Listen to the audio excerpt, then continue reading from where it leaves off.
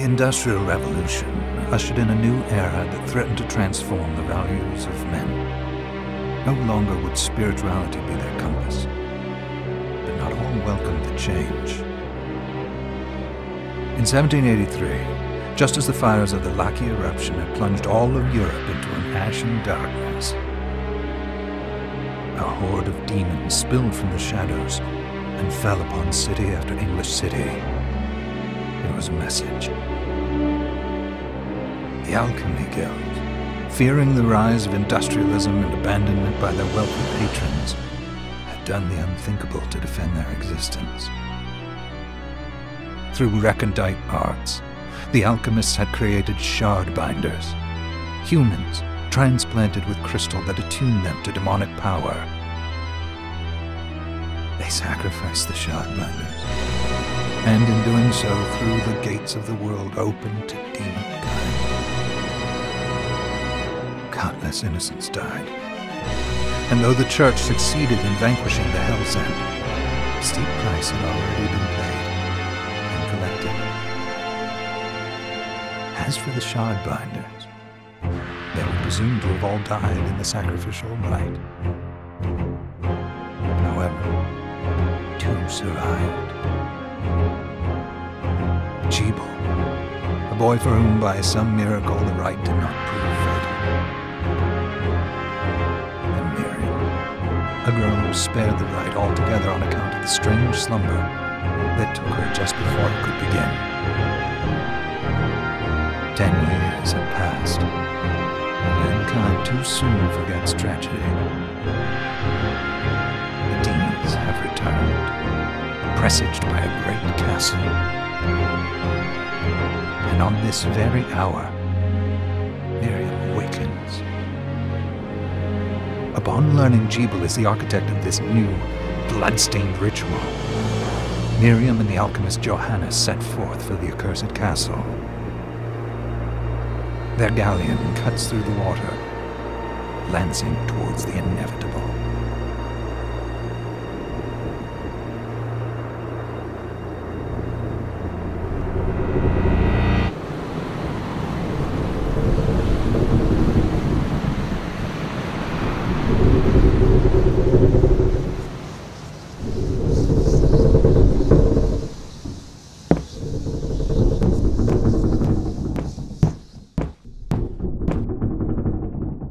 Johannes, are you certain it was... It was Jebel's doing, Miriam. No mistake. It's so hard to believe. I wouldn't even be alive if not for him. He's a good soul. I know how you feel. But the facts are apparent. And the hell he endured 10 years ago would break the best of souls. Miriam, I want you to know that I'm sorry. What my brothers subjected you to, there's no forgiving it.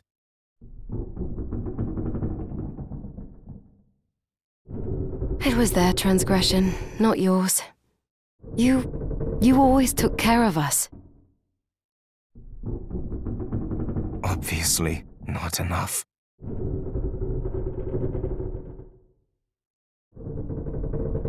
Well, let it go, Johannes. We need to focus on the task ahead.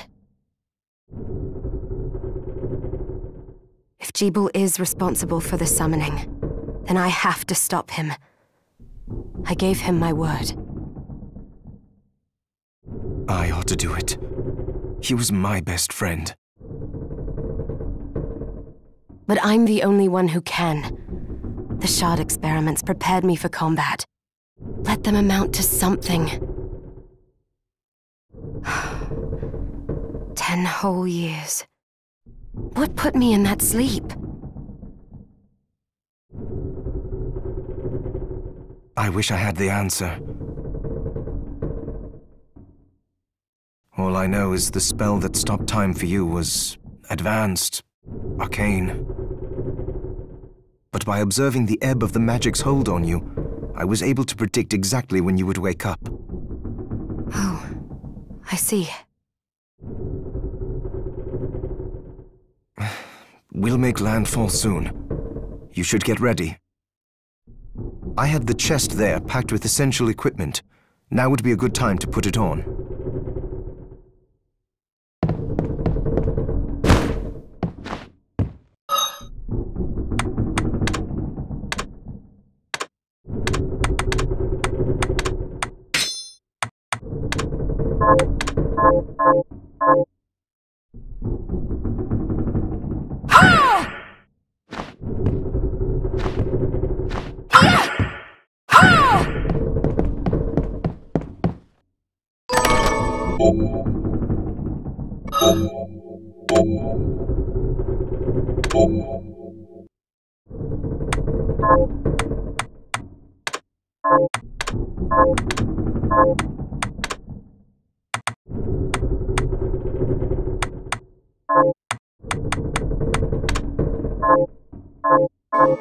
Good. You're prepared. The next order of business is to...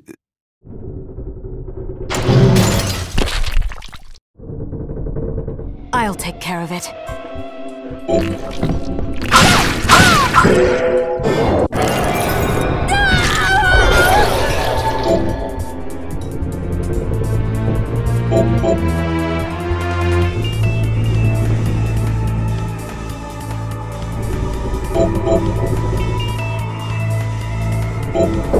Was that a shard?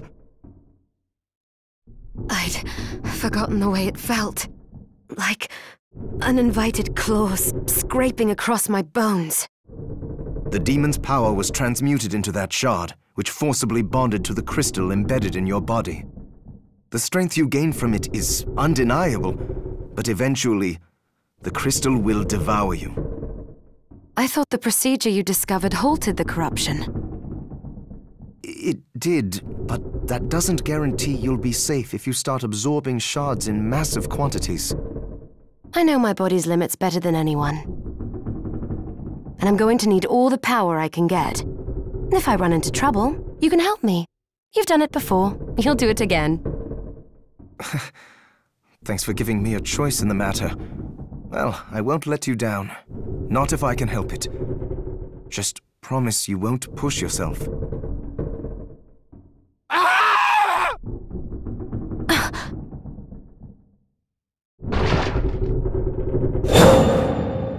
How did they get inside? The demons from the castle must have infested the ship. Then they can help me wake up these muscles of mine. I'll wipe the deck with them.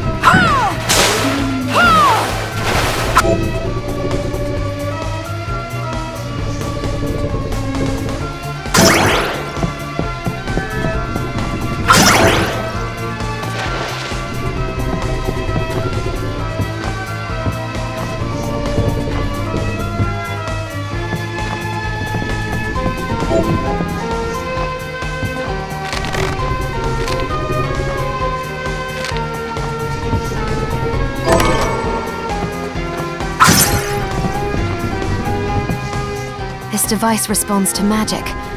Maybe I just need to hold my hand up to it.